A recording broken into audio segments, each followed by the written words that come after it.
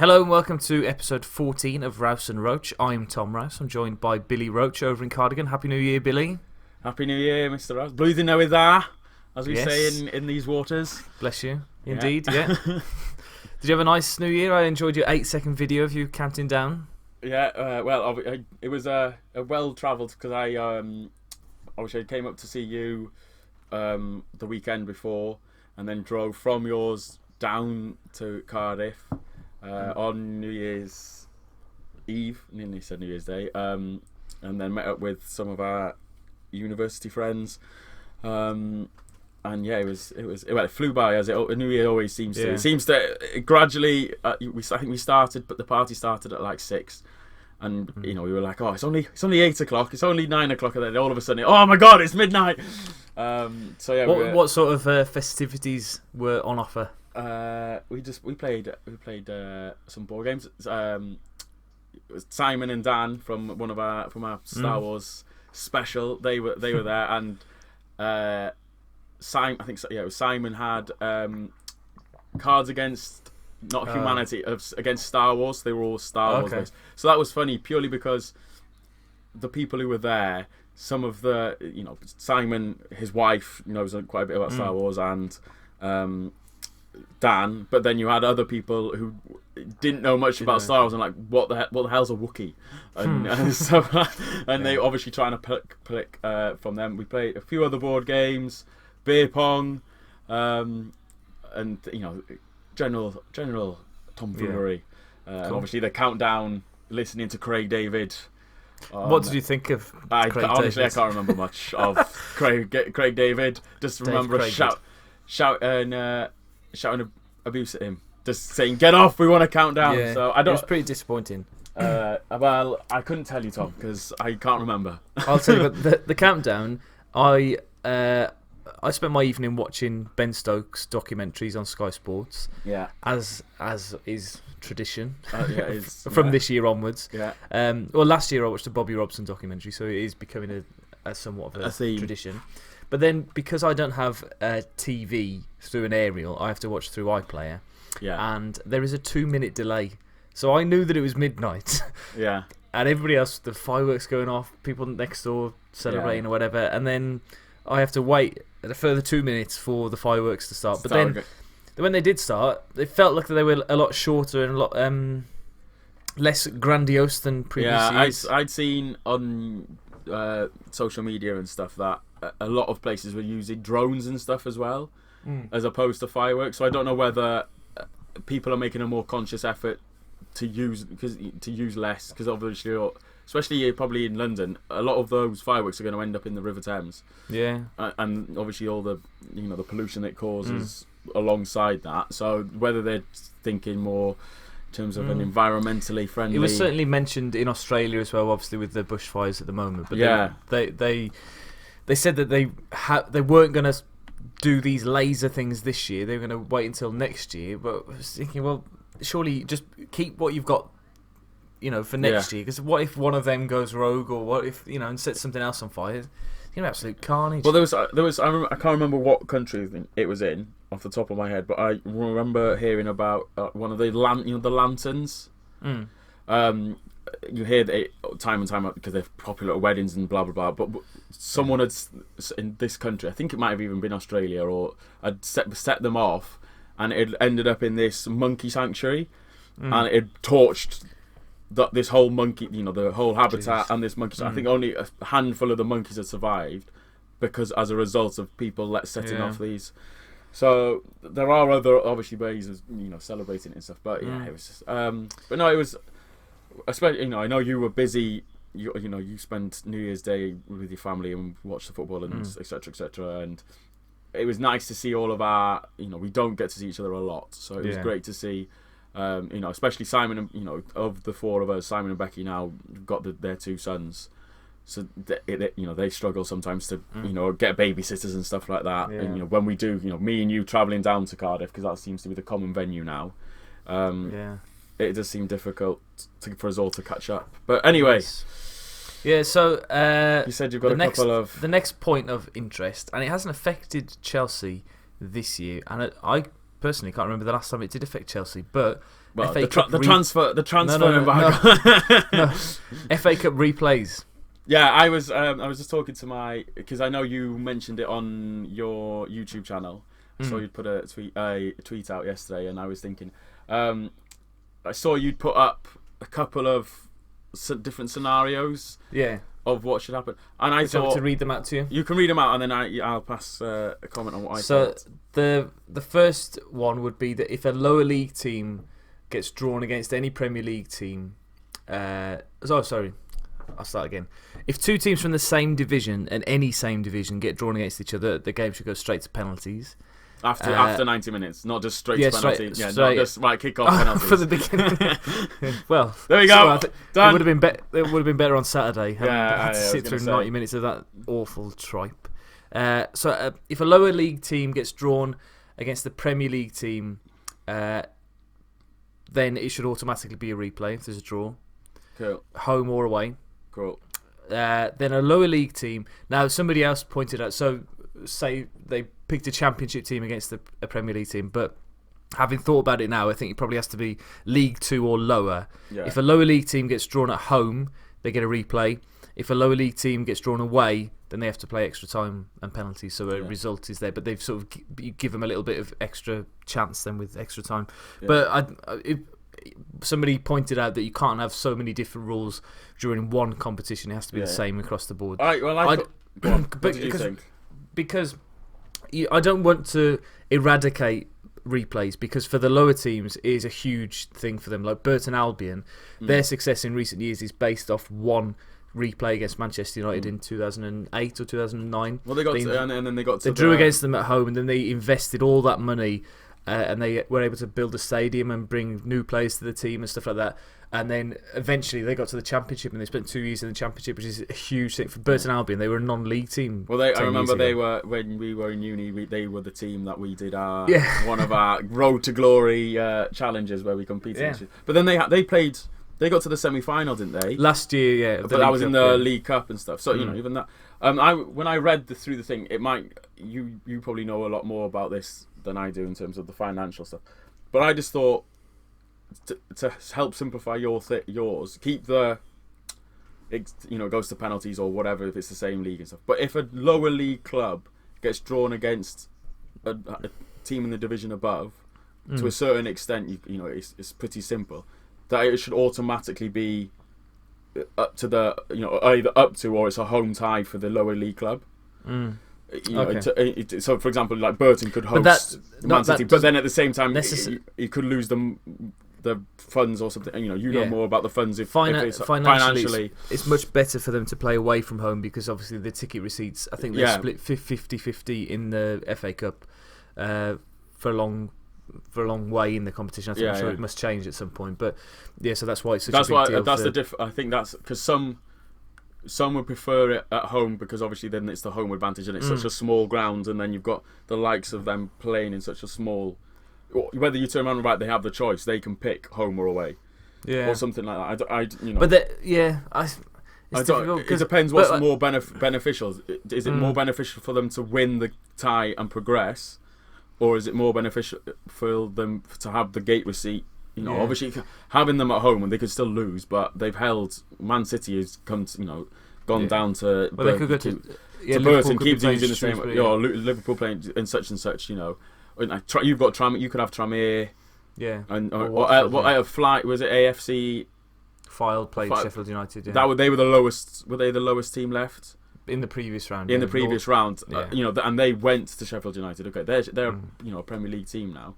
Not to the same caliber as your Cities and stuff. I was just thinking, you go on and on about Bournemouth and their small grounds, but then you compare them to Leeds. Surely it's more benefit. In terms of Leeds have got the bigger stadium. It wouldn't make sense. It wouldn't make a difference really of them playing the other way around. Whereas there's obviously some where you've got like the likes of like Old Trafford and Accrington Stanley.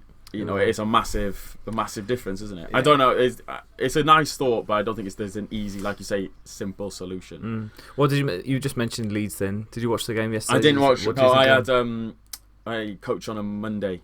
Their schools, my county schools team. So unfortunately, I missed. Well, missed the game. I'd heard on the radio. They're amazing. They are a Premier League Leeds. team. Yeah. Yeah. The caretaker in school is a massive Leeds fan, and normally when, like last night, I've been winding him up all day yesterday, going, "Now, how do you think it was going?" And then today, he was telling me, and I'd heard on the radio coming back that they'd had a really good showing of themselves. Yeah. Again, but speaking to Adrian, the caretaker, they've shown on glimpses of them being decent enough, but then they just seem to capitulate towards the end of the season. I think it was last season they were the same. Potentially when you guys came up.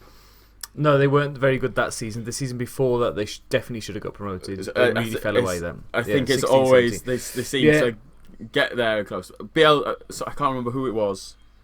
Was it West Brom's manager Bilic?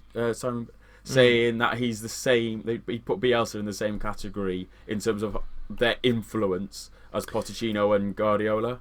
I think he's got a greater influence than Pochettino. Yeah. He coached Pochettino, I think, at is it Boca or somebody? I can't remember where it was, but somewhere in South America, Bielsa has coached Pochettino. But I'd never heard of him, to be honest. I'd heard the name, but I didn't really know anything about him. I didn't know what he looked like or anything. But he's turned Leeds into a real proper footballing team, and they more than held their own last night. And it was. I don't suppose that any Leeds fans would be really gutted that they've gone out of the cup, because now they can really focus on the league. Yeah, I think now that'll help them as well. I think their mission was, especially after last season, is to get back. And I was speaking to Adrian again before. I think I said to you when I came up before Christmas, before we broke up for Christmas. They had, I think, a lot of tough games over the Christmas period in the Championship, because they have a lot. The Premier League has obviously a lot of games, but I think they had a lot of games as well, and they were all against teams up near the top. So he said if they could get through those set of fixtures and still have a gap, he was they're confident they go through. But they're top now, aren't they? They're level on points with Albion, which I think at the time when he said it, they were level on points with Albion.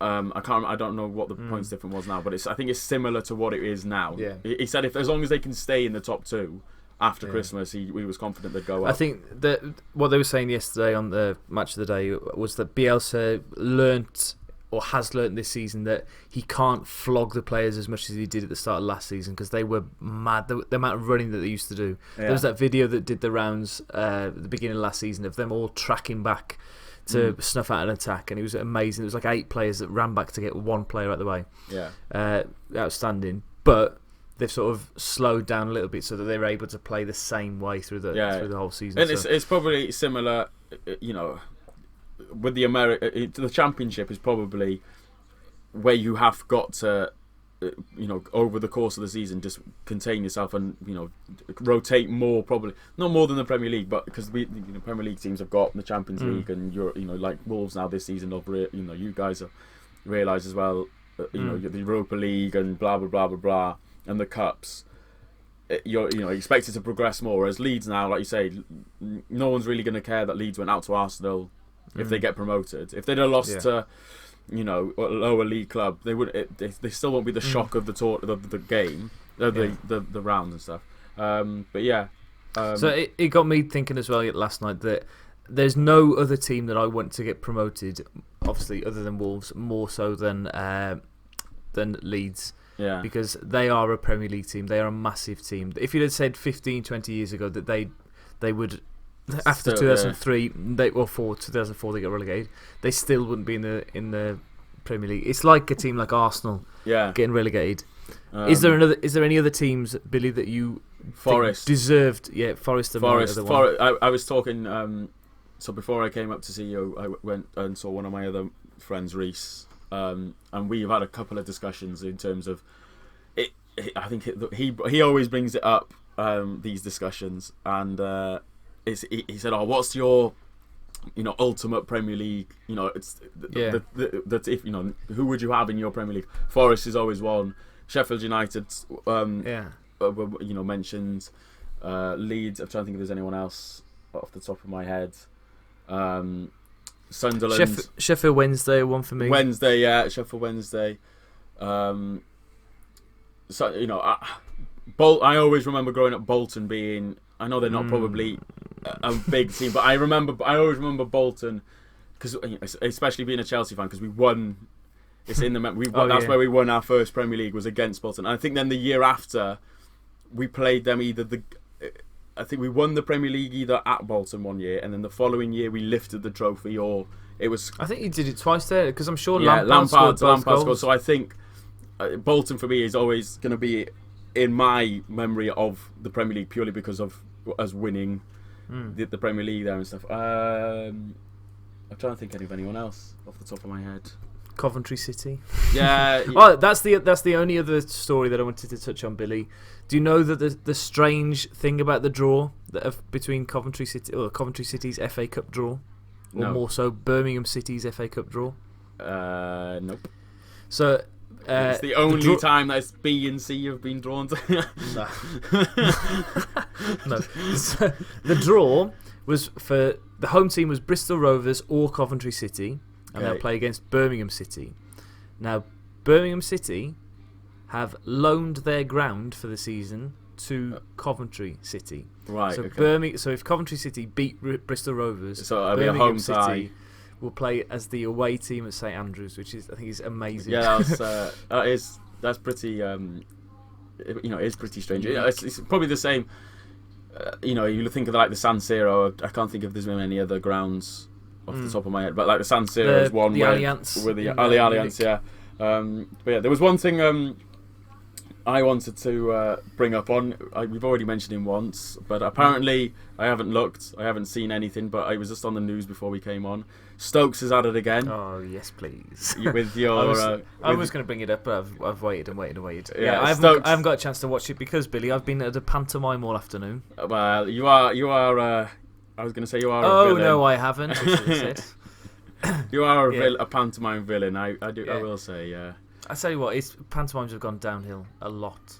Have you been sort of pantomime as in not your schools put on a pantomime, or as in an actual... What was it? It was Dick Whittington, okay, which is not the best of stories anyway for a pantomime, but it was poor. I was talking to people afterwards and saying the kids weren't engaged in it. Yeah. You know, like when the baddie comes on, you boo them, and then when the goodies come on, you cheer them. Apart from, there was a few boos and stuff throughout, but it was not as, I remember as a kid not being able to hear what the villain was saying because of how loud it was. But there was that, and then I think as well that there used to be a lot more political or satire or... Yeah, but it's now got to be... There's too much... It's PC and all... Well, yeah, and everybody... So there was a lot of innuendo. A hell of a lot of innuendo, and I can't believe they managed to get away with some of it. But, I don't know, I didn't find myself laughing as much as I used to. Do you normally go every year with... No, we go every 2 years, so I have been since I've moved back. That's what I was going to say. How often have you been since... being an adult, have you noticed more innuendo? Do you know? Well, if you go as a kid, it's the same as like there's some. Is it like Disney? There's some jokes in there, and like you watch a story now, and you're like, oh my god, I can't believe I didn't. You didn't. You're innocent and stuff. There is a golden couple of years where it's amazing because we took year 4, 5, and 6, and the year 4s loved it, and they were coming back going, oh my god, I was so scared by this bit, or this bit was amazing, or whatever. But I don't think because of how good. This year? So, we all went together, year 4, 5, and 6. Oh, right, yeah, okay. So, no, I was just thinking do you know what I mean? If it's year 6 now, I've probably sussed out, right, this is the story, it's all going to be this, and this. Has Fortnite dancing entered the pantomime? It did. That's one of the characters flossed.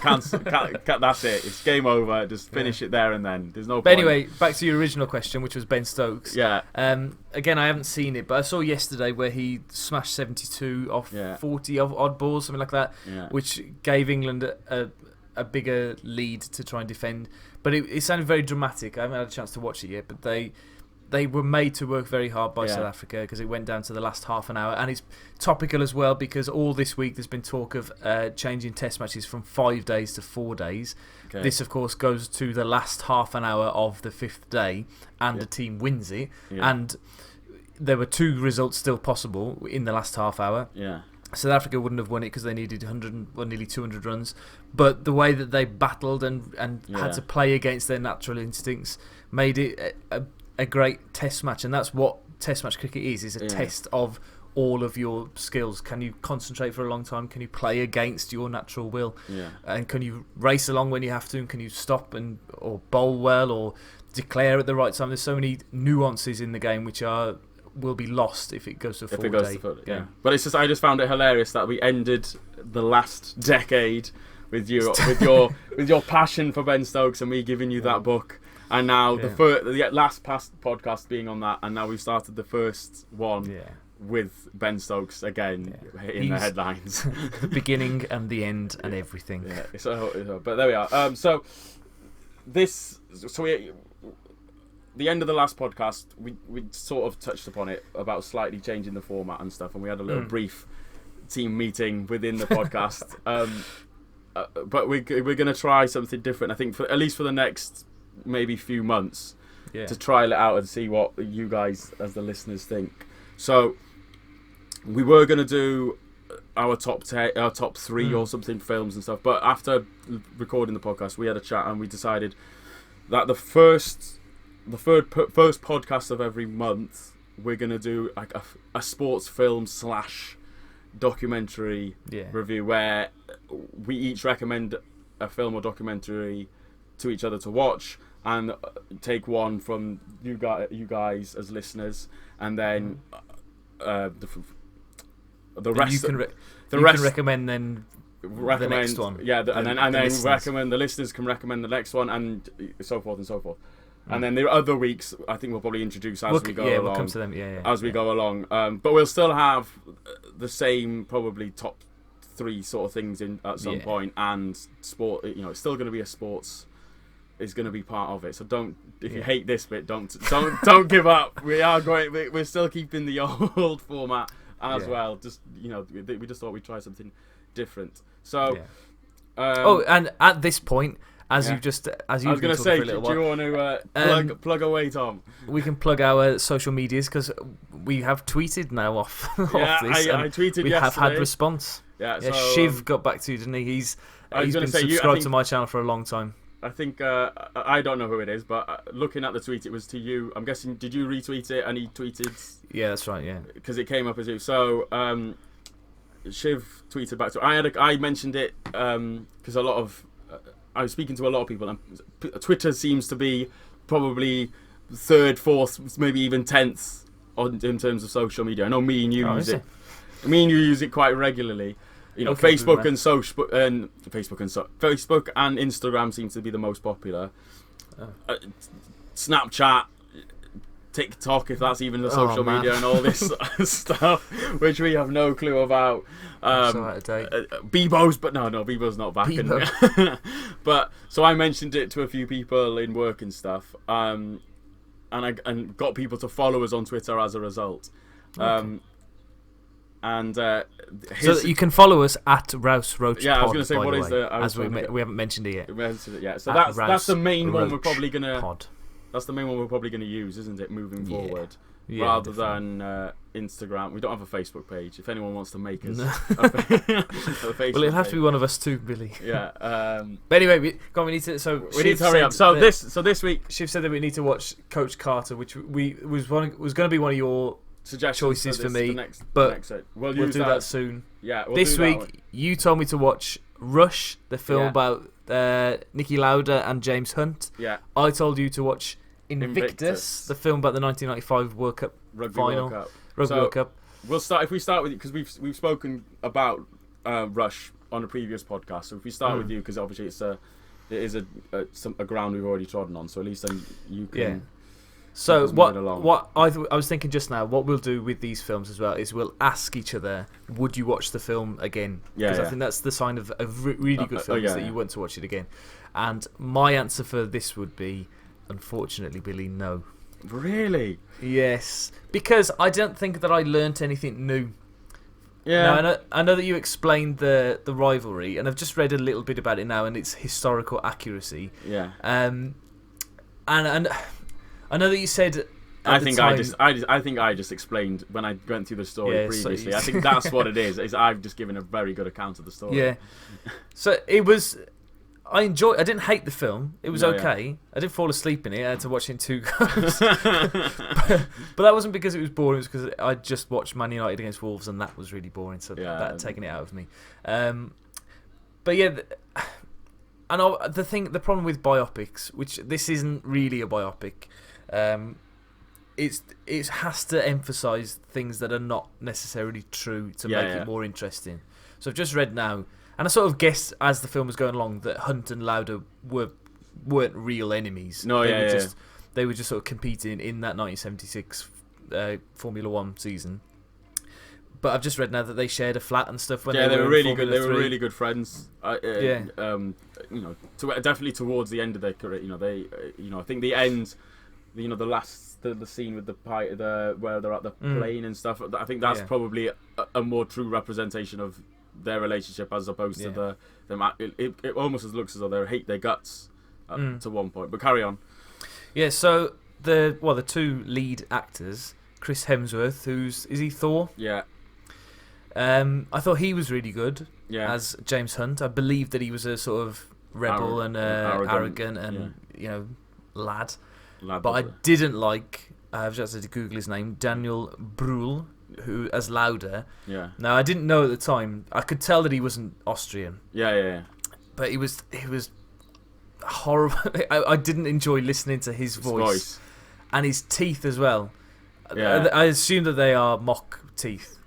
I don't know that much about the film. No, Tom, I could say. I mean, I don't know anything about Niki Lauda either. He might be famous for having rather large teeth, but it was a little bit like when we watched the Queen film together. That it was a little bit off-putting because, and I didn't really believe that the Lauda character was this meticulous and really careful, almost like a genius sort of thing. Yeah, he didn't come across like that to me in the film. They tried to. When he turns up and he fixes the bits of the car and he goes, "Oh yeah, this you need to do this and this and this," but I didn't believe it. I don't know how they could have done that more. They could have maybe shown him as a child fixing cars or whatever it might have been that initially got him interested in it. I can understand when you said about watching it in the cinema and the surround sound, the close-ups on the cars would have been amazing in the cinema. So I saw it in the cinema, and I think my opinion of it is, so since I've watched it twice, I think since seeing it in the cinema, and my opinion of it has declined since. Because watching it in the cinema, I loved it. But it is because of the atmosphere, if you want to say, because you feel like you're in the car and stuff like that, and because of the sound, and it's near enough impossible to replicate that at home, especially no disrespect in your home, Tom, because even the Queen, we saw I saw Bohemian Rhapsody in the cinema, and I felt the same watching it at yours. Again, I felt the same doing that, so I can understand that. Anything else? I think that my favourite scene, I say it was my favourite, I hated watching it, but it was so good and gripping, is when he's getting his lungs vacuumed. So after that whole bit, I think was really well done, and maybe they could have emphasised the it seemed to me when his recovery seemed not rushed. Well, it was very quick in real life. It was only a couple of weeks. But do you know what I mean? Like, especially in the film, you'd have thought, they don't. Even though they try and dramatise it a bit more, but you'd have thought, you say they hype everything up, but they didn't seem to hype that up enough. His return was sort of an understated return rather than a triumphant return, which I suppose is probably true because of the time, 1976. People wouldn't have made a big song and dance about him coming back. He wasn't trending. He wasn't trending on Twitter. It wasn't hashtag Nicky's back. Yes, but no, But that it was hot. They did it so well when he was having it, that thing shoved down his throat. I don't know how films managed to do stuff like that, but it was very impressive bit of filmography, and it made me tense watching it. So that I suppose was the best bit. And then the whole sort of moral of the story was when he comes off the track in the Japan Grand Prix at the end because he has the vision of his wife. I suppose it's quite a touching moment as well, that nothing is that important. And I suppose at the time it would have been a very tense race to watch, with James Hunt really going for it and having to overtake those people, and the tension of having his tyres changed too slowly and stuff like that there were bits of it that were really entertaining, but overall, and perhaps because I'm not a Formula One fan anyway, and I'd heard of the rivalry before I saw it in the cinema. I didn't know too much. When I went with the person I went, they knew more.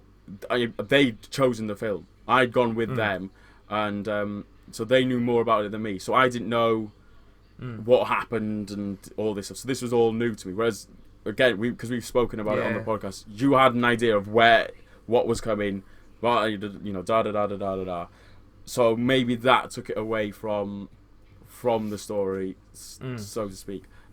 What I thought we could do as well is, moving on slightly, is keep track of and rank. So then we'd have an overall record of what our number one film is. So this goes straight 10, in at number one then. Yeah, going in at number one. Out of 10, because this is probably the easiest way for us to keep track, because obviously each week it'll be different. So out of 10, what would you? Because we probably need to have 3 lists, because obviously your rating could be different to my rating, etc., etc. So what's your? I'll do it now. Yeah. I've got a spreadsheet on here. Yeah. So I'll give Rush a solid 6.2. Oh, we're going decimals. Blooming hell, yeah. Yeah, but you'll have to do decimals, otherwise you'll have a lot of ties. Yeah, tiebreakers. Cool. Yeah, 6.2. So it was okay. Could be better. Cool. Well, I'm only gonna go slightly better. I'm gonna go 8.3. Oh, for Rush. For Rush. Okay. Yeah, for Rush. Because obviously we could end up with 2 different. Oh, I see. Do you know what I mean? So, because this is obviously, I could now score Invictus a lot less or a lot more than yours. So. Oh, it's a game, is it? I didn't realise that. I thought it was just like an honest opinion on stuff. Okay. Well, no, it will be. It is. In that case, Invictus is 10. Yeah, no, but do you know what I mean? Like, if you say I could put Invictus a lot lower than what you think it is and things like that. So, obviously, your top 10 could be different to my top 10 eventually. Anything else you want to before we move on, or? No, I think that's it. I think that's it. Okay, cool. So I'm glad I watched it, but you're glad you watched it, but especially because we'd spoken a lot about it on the podcast. I'm glad. I think in actual fact, I didn't really recommend the film.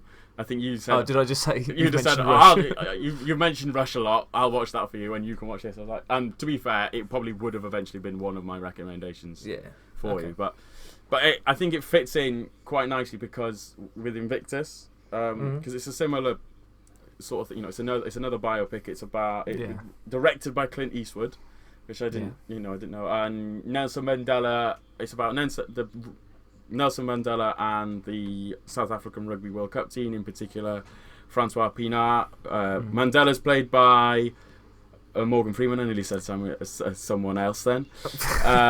What did you think of Morgan Freeman's I thought display? He's brilliant as an actor. So I think the problem, I thought it was almost because he's just good as an actor. It almost took it away because you were just like, oh, it's Morgan Freeman. Well, see, the kids or kids I've spoken to who've watched it, they get confused between Mandela and Morgan Freeman now. And I think he does a good job of not trying to do an impression of Mandela too much. Yeah, that's what I mean.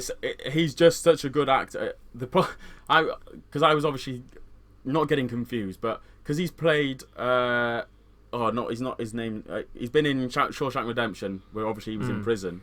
And he's been God in Bruce Almighty. So they were the 3 films that I was bouncing around in my head. It was like, well, he's obviously just been released from Shawshank, and now he's going to he's been South African president, and now he's then going to go and be God.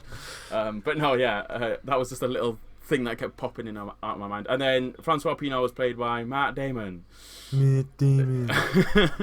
So that's from Team America. Team America, yeah. I do know. I think. No, not you, the listener. The listeners. I thought I'd leave it to you because I know you enjoy saying it. So, I enjoyed it. I think similar. similar to you probably.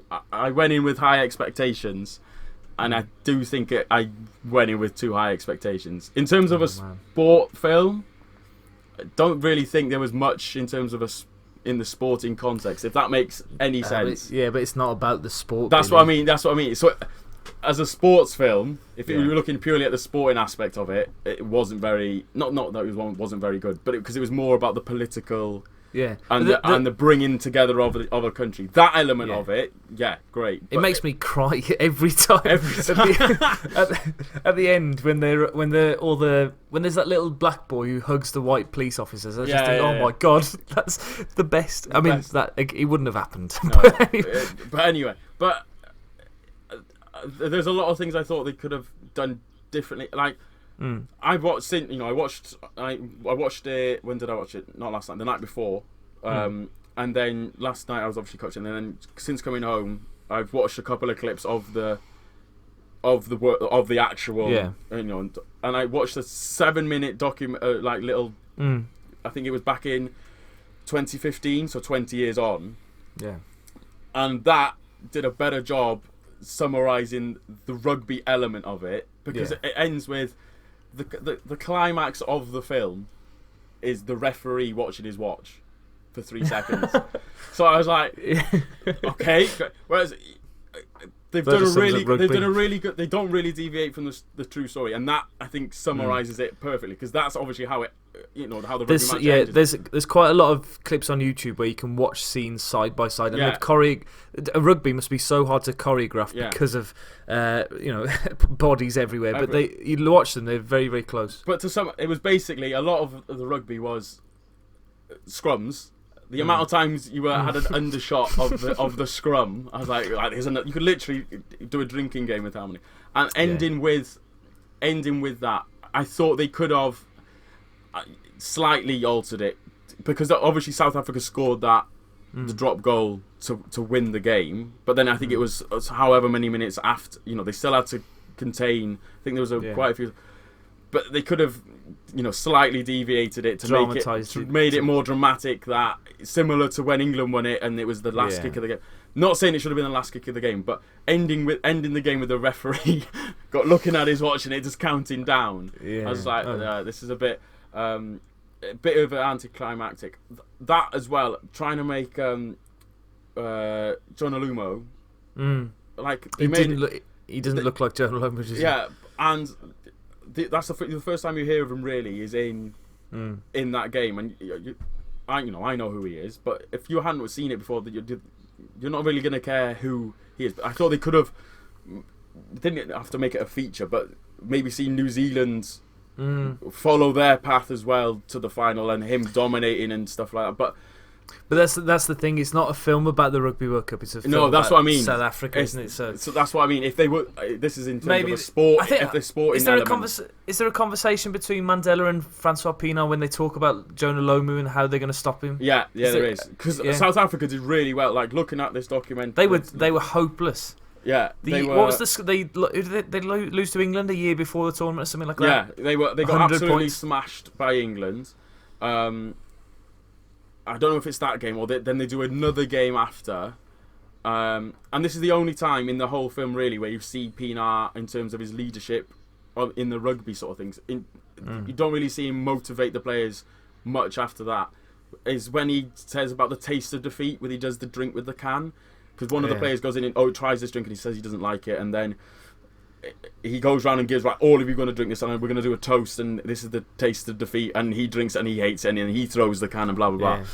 But other than that, you don't really get to see, you see a lot of what Mandela goes through, and you understand why and how he's doing stuff, like in terms of keeping the Springboks as Springboks, because they're trying to get rid of that, and the colours and stuff like that. Yeah, that's one of my favourite scenes. That element of it, everything to do with Mandela and trying to get into his head and what he's doing and stuff like that.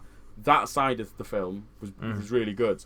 But Pienaar, you don't really get to see what he's doing, because I was reading. Well, I wasn't reading, but I heard looking on things after. He assumed before meeting Mandela and before his release, he assumed, like most people, that he was in prison for being a danger to South Africa and as a terrorist, because he didn't know any better or didn't really care. He supported the division of the country because again he didn't know and didn't really care because he was on the oppressors' side. He didn't growing up he didn't really understand. Whereas you don't really see much of that in the film. The main time you saw it was the presidential guards. Their relationship, because obviously they want the Mandela's guards wanted more men. Yeah. And the men that they got were Afrikaners, which were the old white presidents from before who had oppressed them before. But you don't, I'm old enough, but I don't know whether the kids they go, oh, what I don't other than them being black and white. It's like, oh, they just don't want them because they're white. But they apparently had really like they said, tried to hunt down and hurt Mandela or I don't know whether it got to assassinate, but and stuff like that. So they could have upped it a bit more. I'm just trying to think if there's anything else. Like seeing the transformation that the rugby team went through in terms of things. I didn't like. I felt short-changed, and obviously it was really true. But when they talk about them learning the anthem, I was like, oh, because I couldn't remember whether they did it, or it shows them all singing their hearts out when the national anthem is. But it just seemed that the stadium was quiet when they sang the South African national anthem. I thought, oh, they're going to do it in response to the hacker or something like that. Whereas I thought, even if they dramatised it again and made it so that it filled the stadium and something like that. But yeah, well, if you watch the actual footage of them singing the anthem in the final, it isn't particularly loud. And when they pan across the team, although Francois Pienaar in the film, and it is true, makes a huge deal about making everybody sing it. Yeah, he's not singing it on the final, and that's because he said afterwards, because he'd seen Mandela in the Springbok shirt with the number 6 on the back. Yeah, he said if he'd have tried to sing one note, he would have just burst into tears. So he just bit the inside of his cheek through the whole time. That because he saw in the film, it makes out that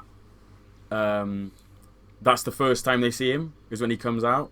No, he goes into the change. But he goes into the changing rooms in real life and stuff. So they've dramatised that and stuff. Yeah. In terms of the film itself, I enjoyed it. Would I watch it again? Probably not. Purely because that's such an old. You compare the two films we've watched. That's such an old film. If they redid it, if they did one now for this World Cup, because that's what I found is because this World Cup, Rugby World Cup that's just happened, South Africa were in a similar position where they were, I think they were 40 or 50 to 1. I remember saying to you about my friend putting money on. So they were, I think it was slightly different because in 1995 South Africa hadn't entered. I don't think they'd entered a Rugby World Cup before, so it's slightly different. Whereas now it's similar sort of story. So they could do one, especially now it's the first black captain and da da da da da. So they could do another one, but in terms of it looking at Mandela, it was a great film, but the sporting element of it I thought was a bit of a letdown. Okay. I'm sorry to have let you down, Billy. Maybe that's just because I'm trying to berate you now because you've just slagged Russia. I actually loved it, and now I'm like, right, I need to think of things which I hated. But what was your score then? I'll give it a 7.4. Oh, okay. It wasn't like I said. The film itself, everything looking at Mandela and things like that. That was great, but in terms of the sporting aspect of it, that's what brings it down for me, Tom. The hardest thing with sport films is that, particularly if it's based on a real event, you know what's going to happen. Yeah. And if it is not about a real film, like for example, Goal. Yeah. Well, it's funny you should mention that because I saw. That's what I asked my brother he said, speaking about things to recommend. And that first film he said was Goal, and I saw who was it? A lot of the Newcastle players who've signed for Newcastle, I've watched Goal, and seen then I want to sign for. That's what I can't remember who it was, but it's like Santiago. Is that his name, Santiago? Yeah, because they've seen that film and want to sign for Newcastle as a result. I can't remember. Yeah. It was on Twitter the other day. I'll have to look it up once we're off air. I'll find it and find who and because it's. I think Demba Ba was one of them who had seen it, but it's a current player. It's a current player who played. It might be was it Almer Amareon. Oh, yeah. It might be Yeah, him. yeah. Who's The you know striker, the striker. Someone it's He South looks a bit like America. him It's as either well. a Mexican player or South American. Yeah. Someone in that region. But anyway, what was your rating for Invictus? Seeing as you cry every time you watch it, I'm expecting a very high score. I do cry ever, Tim. It is one of my favourite films, but now you've berated it a bit, I feel a bit less confident about it. I was going to give it in the 9s, but I'll go for an 8.8. Cool. Maybe next time we should give our scores before we berate. Oh, okay, yes, that's a good probably, idea. and then at least you can say why we think it's that score. Yeah, okay, that's fair enough. Cool. Right, so we'll do another one of those in a month's time. So are we going to? So obviously we've got Coach Carter suggested by the fans. I've never seen Coach Carter, so I have. So, but I think should we do? Because obviously today now we've explained obviously the format and stuff like that. I think we could do 3 films, review the 3. So we still do. I recommend one, you recommend one, and then we have the fans recommend one, which we both watch. Fans. The fans or the fan. Yeah. Okay. So I'll have a think then. Yeah. So we'll put that one out. We'll put that one out. And then at least we know we're watching Coach Carter, and we can tweet. We'll tweet out what our choices are. But yeah, cool. Go on, carry on. So next week then, I think the plan is, Billy, we're going to have a little discussion about our time at university, because we're coming up to 10 years since we started university. It's crazy. So every month we're going to have a little chat with, hopefully, we haven't actually asked them, but I'm sure we will. I have I've mentioned it because I was down with, so I saw Dan and Simon, and obviously Lowry, Dan's wife, was in university with us. Obviously not we didn't really know her for the whole 3 years, but I've mentioned it to them, and they were keen. They'd be whether they were saying it in a drunken state is another thing, but well, maybe we'll have to record it in a drunken state as well, and it'll be okay. So that's next week. That's all we'll tell them for now. And then the other 2 we've got something else planned. Okay, so but is there anything? Well, we're not. Unfortunately, I think we're gonna hold the quiz as well for the time being. I haven't planned the quiz because I think we're, in terms of time as well, these could go on depending on if we're doing 3 films. It could press on. We'll leave it at that for now. But I did enjoy watching Rush. I hope you watched it. I enjoyed watching Invictus. It was, it wasn't that fact that it wasn't a case of I wanted to switch it off or anything like that. But it was just like I said, it is hard. Some of the suggestions that my brother has, I've got a list that my brother has recommended. Okay. And some of them I was like, these are going to be. I've got one cricket film suggestion. It's a Bollywood film that goes on for about 4 years called Lagan. Is it one of the Lord of the Rings films? It's even longer. It's even longer than that. I don't know if you've ever seen a Bollywood film, Bill. No. But what they do is they sing for about half an hour in a language a time. In Punjabi or Urdu or Hindi, a language that you can't understand, so you don't really know what they're singing about. In Welsh. The film starts off. It's a really, really dry place, and they're waiting for rain, and this tiny little cloud comes across the sky, and they sing for 20 minutes about this cloud, and then it goes. Maybe save that for. But it's a really good film. It's a really good film. You have to set aside the 6 weeks holiday to watch it. I was going to say, leave that for the 6 weeks holiday, or half term maybe. But anyway, I know you wanted to. Well, we're going to go probably watch that. Oh, before we go then, seeing as it is just about to kick off, what are your predictions for tonight's game, Manchester United against Manchester City in the League Cup semi-final first leg? Is it at Old Trafford? Off the top of my head, yes, it is. I think because they've done something with the fan allocation. They're not doing as many fans. Yeah, and Wolves have suffered for that as well, because now the 20% rule for the FA Cup goes out the window, because for the replay we've been given 3,000. So I think they've done that. I hope that they lose 6-0. 6-0. Okay. They're rubbish as well, Man United. They're so bad. I know. One of my friends is a Villa fan, and obviously they're in the other semi-final. Losing to Leicester tomorrow. Yeah. Yeah. So and he said, he hopes. I said he probably hopes that that Man U win, because it'll be an easier final if they get there.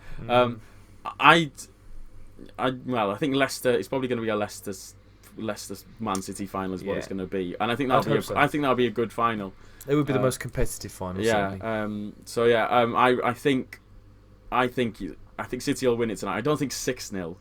I think Man City will probably win 1 or 2-0 tonight, and then go and do the same as they did last year and absolutely smash Man United and set a new record at home. Yeah, 9-0. 9-0. Cool. Right. Well, thank you very much, Billy. Thank you for listening, everybody. Don't forget to like and subscribe. This one's going to go on YouTube as well, on my channel, because I'll explain to you in a minute. But anyway, thank you very much. Goodbye. Goodbye.